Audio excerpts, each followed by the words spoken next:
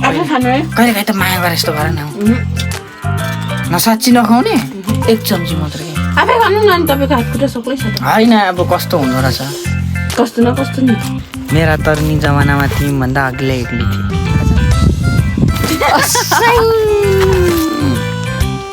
पहिले यसरी नै फकाएर लिएको है मलाई यसले पो भगाएको त मलाई hello everyone welcome back once again हामी फेरि पनि आइसक्यौँ छोटो मिठो भिडियोमा अनि म तपाईँहरूको प्यारो भाइ दाइ नुफु लिम्बू होइन अनि आज हामी चाहिँ डाँडामा जाँदैछौँ मकै रोप्ने बेला भयो साथी हो मकै रोप्नुको लागि एकदम दम तयार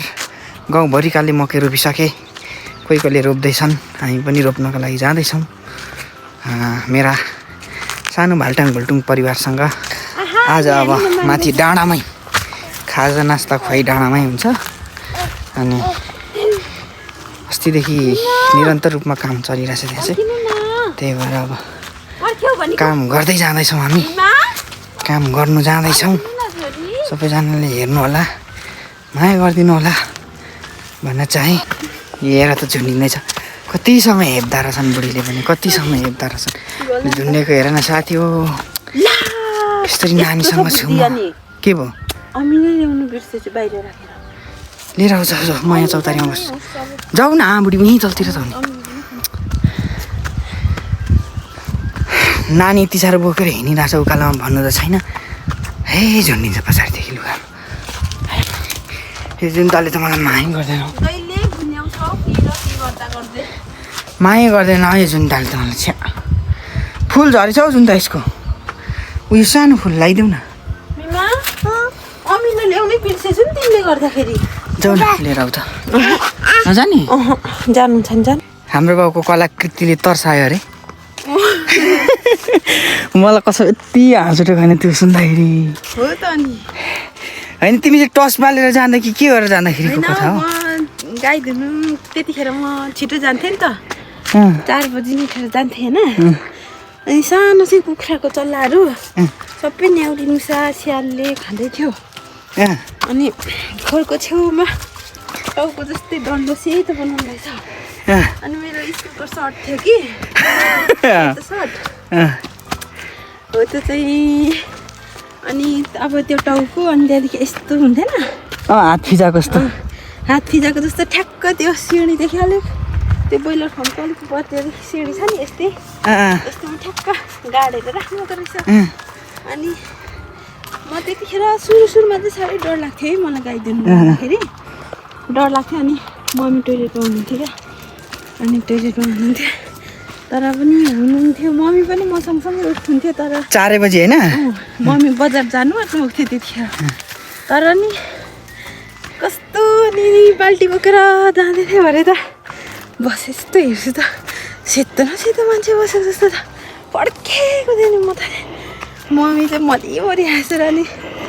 कुखुरा तर्साउने हो भन्नु म त ढुक्क भयो नि बाटोमै राखेको हाम्रो बाबुले हामी यो कति अप्ठ्यारो गरी बस्नु बाबुले डर तर्साउनु भएछ सन्तालाई कसरी हाँस्यो त्यो तपाईँले अनि त्यो त्यसरी उभाएको थियो सेतो भन्दाखेरि नि अनि उफ्रेर पर घर पुग्यो भन्दा त हाँसेरै म ठडै मौसमको हाल चाहिँ एकदम राम्रो छ साथी हो होइन धेरै राम्रो मौसम छ आज घाम लागेको छ हिजो पनि हावा चलिरहेको थियो के लु धनियाँ यति साह्रो धनियाँ रोप्नुपर्छ यति राम्रो राम्रो धनियाँ पनि 15 रुपियाँ मुठामा जान्छ यार के खेती किसान गरेर बस्न सकिन्छ र हो नि त्यसै पनि छोरा मान्छेहरू देश प्रदेश जानु मन लागिहाल्छ यो फलाउनु कति टाइम लाग्छ मेहनत कति लाग्छ ल हेर्नुहोस् साथी आम्मा प्याज पड्काउने बेला भएको रहेछ है यो होइन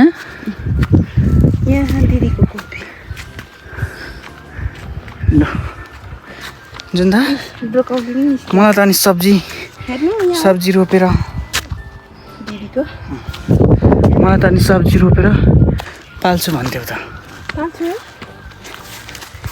सक्छौ कि हो गाई पाल्छु एउटा सुँगुर पाल्छु सब्जी रोप्छु धनियाँ भन्नु मात्रै सजिलो गर्नु गाह्रो हुन्छ नि ए नगरेको र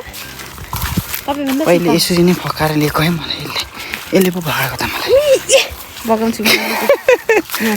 तिमीले भएको होइन नि तपाईँको घर मैले देखेको थिएँ र मैले बगाएर ल्याउँछु होइन जे जस्तो भयो भने जुम भएको है म 10 बर्थडे गर्दाखेरि ल्याएर सब्जी रोपेर पनि फाल्छु भने म नाबालिकालाई ल्याएर आमै नाबालिका 18 वर्षको त थिएँ नि अनि 18 वर्षको यहाँ बाफ्रे उमेर पुगेको पो त नेपाली उमेरमा त उमेर पुगेको 18 वर्ष नागरिकता त थियो तिम्रो नागरिकता नहुँदा चाहिँ डढाइ मर्दो हुन्छ मिनमा सुत्नु आँटिसक्यो मिनमा साथी हामी पुग्यौँ माथि अब भरे देखाउँछु है म हो धमाधम आम्मामा मकै रोप्नु सुरु भयो है गाउँघरमा अब साथी हाम्रो चाहिँ यही बारीमा मकै लाउने हो होइन यही खोइ त अनि कथा जस्तो मात्रै छेपारेको कथा जस्तो मात्रै होला जस्तो छ मकै छरिदिने मान्छे आएको छैन ट्र्याक्टर ल्याउँ है भनेको त खोइ त 12 भइसक्यो आउँछ नि त ओइ त तिम्रो खेतला त आएन त डार्लिङ चारो बनाउनु आँटेको सबै इक्वलै बनाउँछु चारो बनाउनु भन्दा चाहिँ एकदम मजाले पखाल्नुपर्छ छ त्यसरी अनि ट्याक्कै यहाँ लगाएर मसिनो काटेर यसलाई चाहिँ उसिन्नुपर्छ यहाँ टक्क लाएर खोइ त हौ म चाहिँ यहाँ टनेल बनाउँदैछु साथी हो होइन साह्रै राम्रो फुल फुलेको छ हौ साथी हो के हो यो फुलको नाम थाहा छ तिमीलाई फुलको नाम के हो चारो त थियो त हौ जुन त अलिअलि भए पनि थियो त यो काभ्रा हिजोअस्तिसम्म 2 दिन अगाडि त्यो सानो सानो त्यो कलिलो कलिलो त्यो हुन्छ नि खाइन्छ पनि क्या यो त्यस्तो थियो मुना मुना थियो 2 दिनमै 3 दिनमै कति छिटो फुलिसकेछ हौ धमाधम छ यहाँ मल सार्नु हाम्रो चाहिँ हिजै अस्ति नै मल सारिसकेर लगाउँ है आज भनेको ट्र्याक्टरै आएन हौ साथी हो यस्तो छ क्या गाउँमा मम्मी चाहिँ तल बारीमा छर्दै हुनुहुन्छ मल त्यतातिर पनि लाउने हो यो टनेलको वरिपरि लाउने हो साथी हो एकदम मजाले मकै घाम टनाटन लागेको छ मौसम एकदम राम्रो भएको छ मेरी मायाले चाहिँ तल मल सार्दैछ अनि त्यहाँ मुलाबारीमा चाहिँ किन घोप्टाएको छ नि त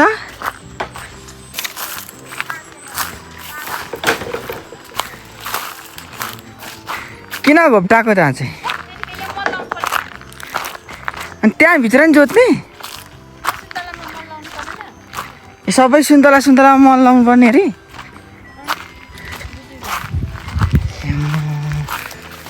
मेरो बुढी हेर काम गरेको अनि मल ओसारे ओसारे छ म त टनेल बनाउनु भ्याइ नै भ्याइछु कति बज्यो कस्तो भइरहेछ त मल ओसा त कस्तो दामी मौसम भइदियो आज न पानी पर्यो न हावा चल्यो मौसम राम्रो भयो भने चाहिँ त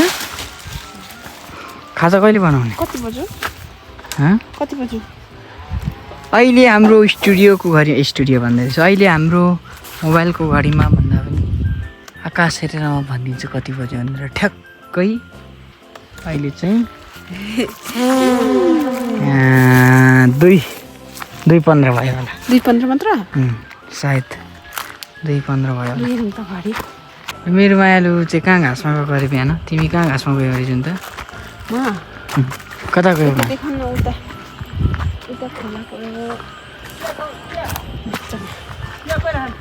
ल ल ल चिया खाउँ कहाँ अरे पर जङ्गलको बिचमा यो पल्लो खोला छ नि यो ओल्लो खोला भयो यो ओल्लो खोला भयो पल्लो खोलाको यताको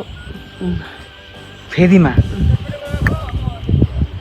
खुबै अग्लो छु भनेर सान्दै खोला मेरा तरुनी जमानामा तिमीभन्दा अग्लै एक्लै थिएँ थाहा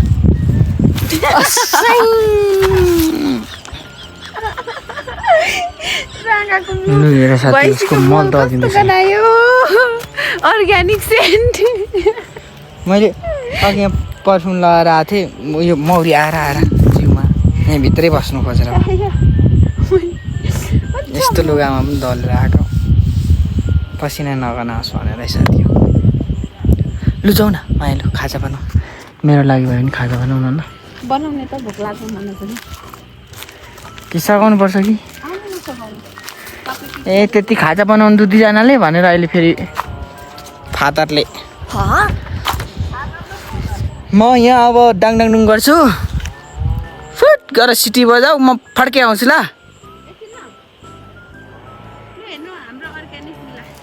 खैले देखाउँछ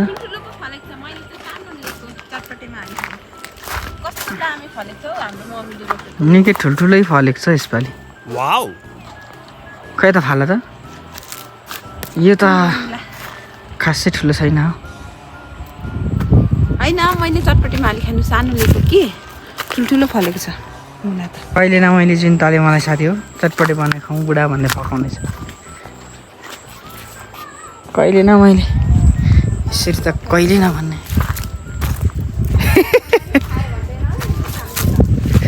जति खाए पनि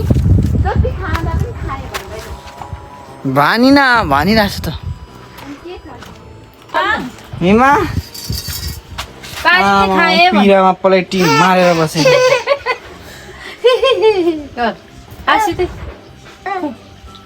पलेटी मारेर पुरै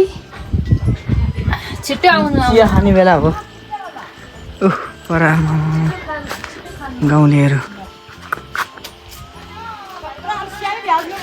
कति धेरै केटाकेटीहरू भेला भएको रहेछ हालैमा पहिले यहाँ मान्छे थिएन अहिले त सेनामेनाहरू पुरा भेला भएर रहेछ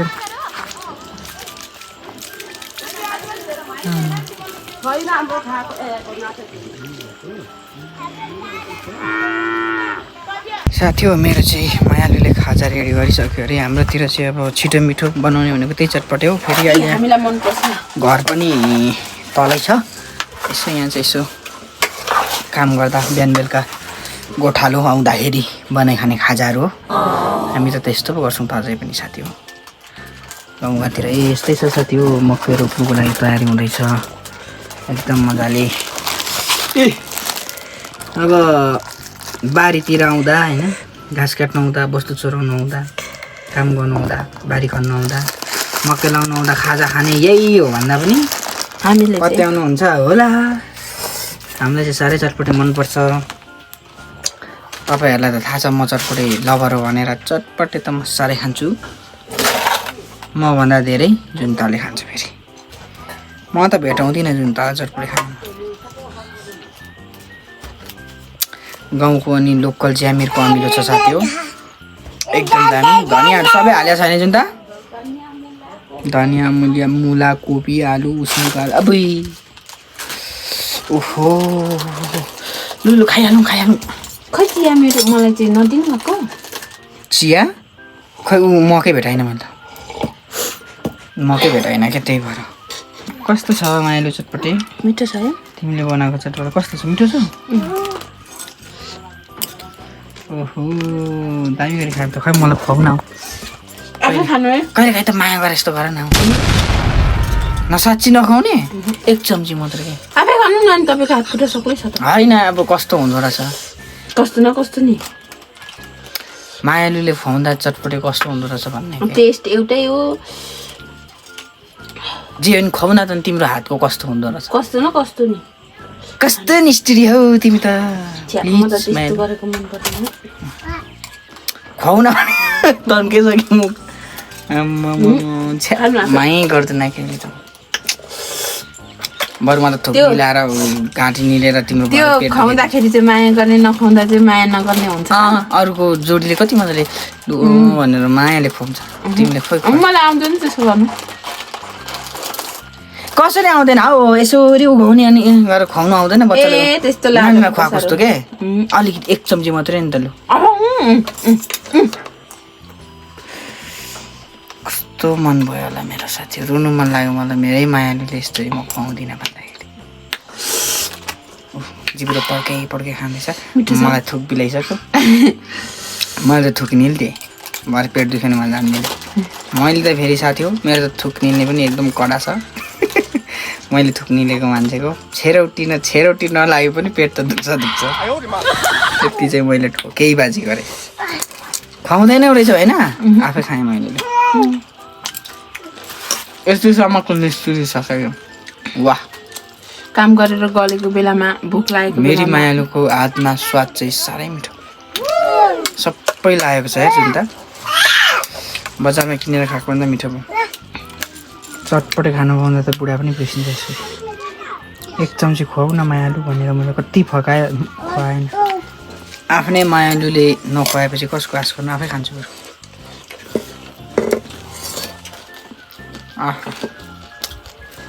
साँच्चै मिठो भएछ लु खै भाँडा पो लिएर बस्छु म त्यसरी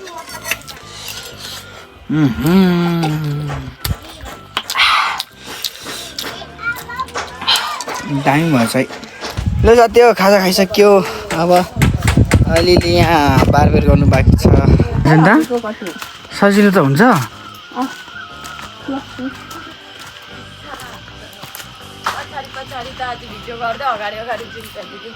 अलिक दर मल बोक्नु पर्दैन के भएको काकी त भोलि नै निस्किन्छ लु रात पर्यो साथी हो रात पर्यो अब यता त्यता गर्दा उस्तो गर्दा रात पर्यो आजै मकै जोत्ने भनेको पनि कमी यो के अरे छेपारेको कथा जस्तो मात्रै भयो अब भोलि बिहान चाहिँ जोत्ने फिक्स भएको छ आज भर्खरै मान्छे नभ्याउने भएर अर्को मान्छे खोजेर आएको अब भोलि चाहिँ बिहान एकदम मजाले जोत्ने है बितिसक्यो सबैले जोतिसक्यो भन्दा पनि मल बोकेका छन् मलहरू सबै छराएको यतातिर चाहिँ र ठिक छ दुईवटा चाहिँ घर गइसक्यो अब हामी एकछिन काम गरेर जान्छौँ साथी हो परिवारमा फर्केँ मायाले अघि फर्किसक्यो वस्तु धन्दा गर्दैछ म गएर खाना सब्जी बनाउनु पर्ने अहिले फेरि मलाई मार्छ साथी हो यस्तो छ त जिन्दगी अहिले फेरि अलिकति ढिलो भयो भने मलाई त फेरि उडाउँछन् हेट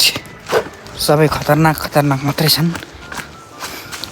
ल ठिक छ साथी हो अब सबैले यहाँसम्म हेरेर साथ दिनुभयो माया गरिदिनु भयो